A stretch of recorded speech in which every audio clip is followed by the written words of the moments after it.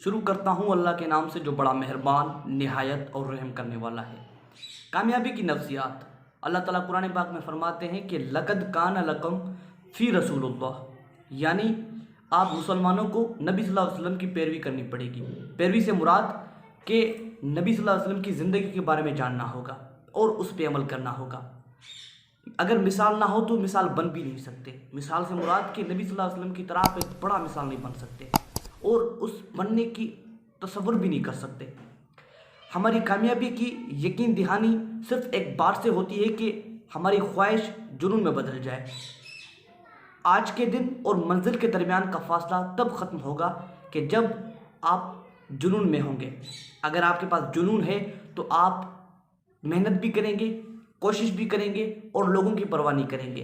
ये नहीं सोचेंगे कि लोग क्या कहेंगे और मंजिल भी पालेंगे। ये जुनून वाहिद चीज़ है जो कि रास्ते गुजार देता है, आपको कामयाबी के नज़दीक ले आता है। ये वाहिद चीज़ है जो कि रहबर भी खुद आकर आपके पास आपकी रहनुमाई करने लगते हैं। ये वाहिद चीज़ है जो कि आप जब घर से निकलते हैं तो मंजिलें आपको पहले ही सलाम कर रही होती हैं। शुक्रिया।